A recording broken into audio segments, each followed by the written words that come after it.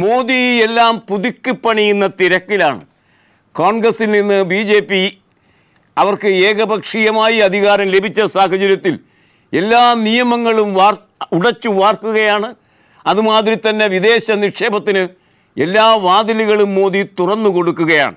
നാം അത് പല ദിവസങ്ങളായി കണ്ടെങ്കിൽ ഇന്ന് ദേശാഭിമാനിയുടെ ഒന്നാം പുറം തരുന്ന വാർത്ത കാണുക. കേന്ദ്രം ഏകപക്ഷീയമായി തൊഴിൽ നിയമം പരിഷ്കരിക്കുന്നു. ഇപ്പോൾ നിലവിലുള്ള തൊഴിൽ നിയമങ്ങൾ തൊഴിലാളികളോട് പക്ഷപാതിത്വം കാണിക്കുന്നത് കൊണ്ട് കോർപ്പറേറ്റ് മാനേജ്മെൻറ്റുകൾക്ക് സ്വീകാര്യക്ഷമമല്ല. അതുകൊണ്ട് അക്കാര്യത്തിൽ 50-ലധികം മാറ്റങ്ങൾ വരുത്തിക്കൊണ്ട് 50-ലധികം മാറ്റങ്ങൾ നിർദ്ദേശിച്ചുകൊണ്ട് തൊഴിൽ നിയമങ്ങൾ പരിഷ്കരിക്കാൻ പോകുന്നു മോദി. കോർപ്പറേറ്റുകൾക്ക് അനുകൂലമായി അവരുടെ ഔരസപുത്രനായി സ്വയം അവതരിക്കുന്നു മോഡി. ദേശാഭിമാനിയുടെ ഒന്നാം പുറം വാർത്ത ഇങ്ങനെ: കേന്ദ്രം ഏകപക്ഷീയമായി തൊഴിൽ നിയമം പരിഷ്കരിക്കുന്നു. തൊഴിലവകാശങ്ങൾ കവരും. ജോലി സമയം ഇരട്ടിയാക്കും. സ്ഥിരം നിയമനം നിഷേധിക്കുകയും ചെയ്യും.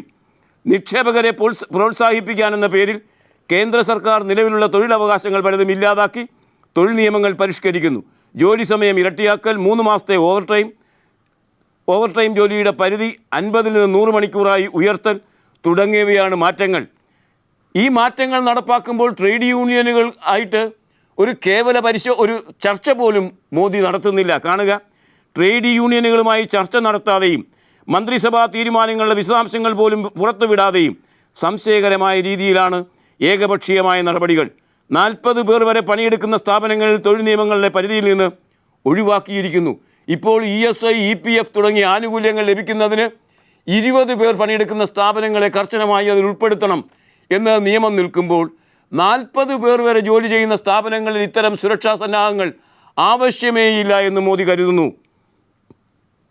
40 പേർ വരെ പണിയെടുക്കുന്ന സ്ഥാപനങ്ങളെ തൊഴിൽ നിയമങ്ങളുടെ പരിധിയിൽ നിന്ന് ഒഴിവാക്കൽ, അപ്രന്റീസ് നിയമത്തിൽ തൊഴിലുടമകൾക്ക് അനുകൂലമായ ഭേദഗതി എന്നീ തീരുമാനങ്ങൾ കേന്ദ്ര മന്ത്രിസഭ കൈക്കൊണ്ടു കഴിഞ്ഞിരിക്കുന്നു. നമ്മുടെ പാർലമെൻറ്റ് കൂടുന്ന സമയത്ത് അതറിയാതെ, അതുപോലെ ട്രേഡ് യൂണിയനുമായി ഒരു ചർച്ചയും നടത്താതെ BJPക്കുമുണ്ട് ഒരു വലിയ ട്രേഡ് യൂണിയൻ.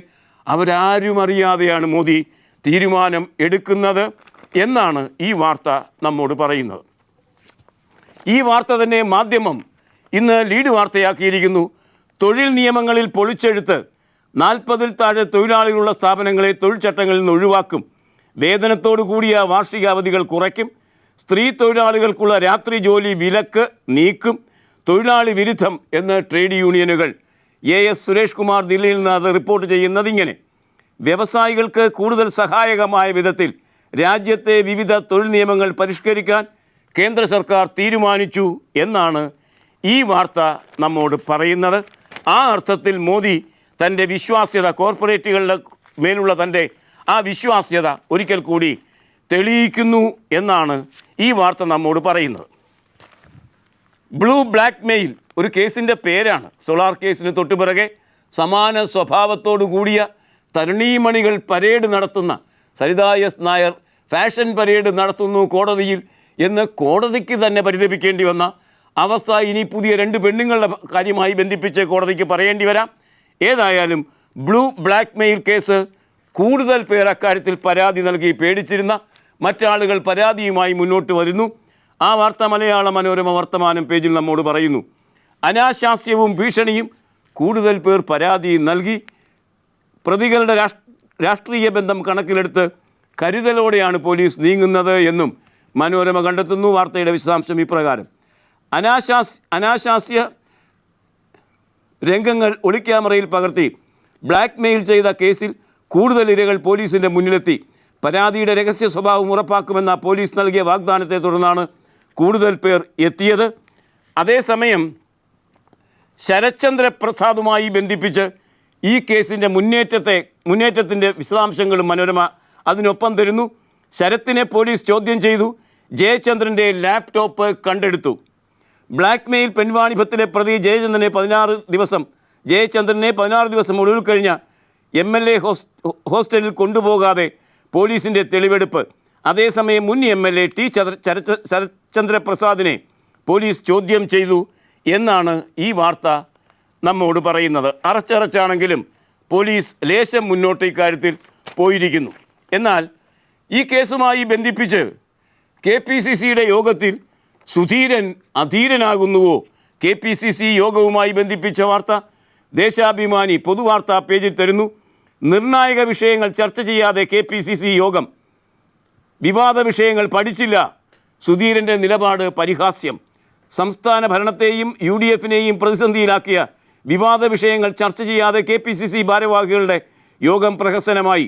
കോടികളുടെ അഴിമതി ആരോപണമുയർന്ന +2 സ്കൂളുകളും ബാച്ചുകളും അനുവദിച്ച വിവാദത്തെക്കുറിച്ച് ഇനിയും കൃത്യമായി പഠിച്ചിട്ടില്ല എന്നാണ് KPCC പ്രസിഡന്റ് പറഞ്ഞിരിക്കുന്നത്.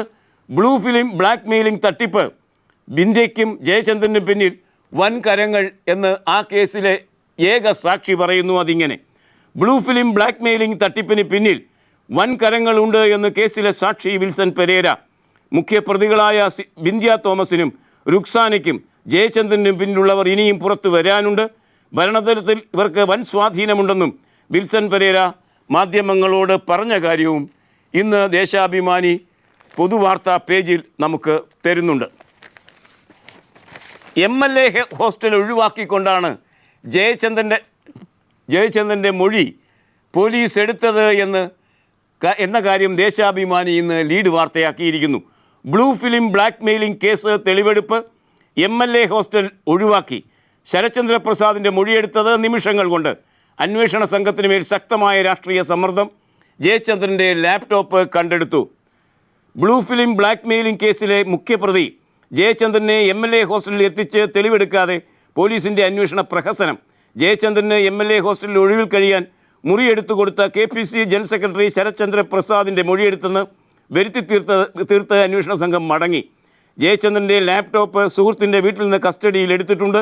ഇത് മുൻധാരണാപ്രകാരമുള്ള ഒരു നാടകം മാത്രമായിരുന്നു എന്ന നിരീക്ഷണവും ദേശാഭിമാനി ഇക്കാര്യത്തിൽ കൈക്കൊണ്ടിരിക്കുന്നു. കേസ് അട്ടിമറിക്കപ്പെടാനുള്ള സാധ്യത, അത് സോളാർ കേസ് പോലെ തന്നെ അട്ടിമറിക്കപ്പെടാനുള്ള സാധ്യതയിലേക്കാണ് ദേശാഭിമാനി വാർത്തയും വിരൽ ചൂണ്ടുന്നത്. ജനങ്ങളുടെ ഭാഗത്ത് നോക്കിയാൽ ഉമ്മൻചാണ്ടി സർക്കാർ അത് അഭിമുഖീകരിച്ച എല്ലാ പരീക്ഷകളിലും തോറ്റ് തൊപ്പിയിട്ട സർക്കാരാണ്. തെരഞ്ഞെടുപ്പിൽ കഷ്ടി ജയിച്ച് കയറിയിട്ടുണ്ട്.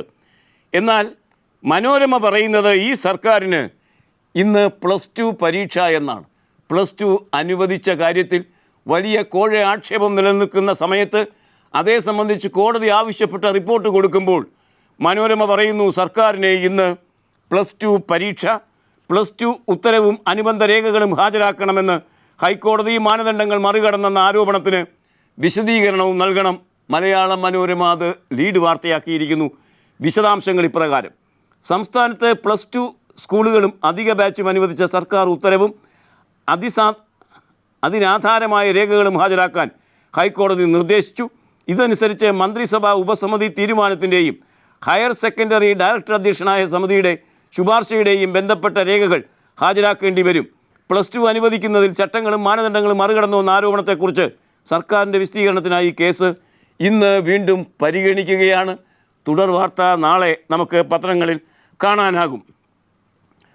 ഉത്തരവ് സർക്കാർ ഇറക്കിയപ്പോൾ 699 ബാച്ചുകൾ അനുവദിക്കുന്നു എന്നാണ് +2വിൻ്റെ കാര്യത്തിൽ സർക്കാർ പറഞ്ഞത് എങ്കിൽ സത്യത്തിൽ 700 ബാച്ചുകളാണ്.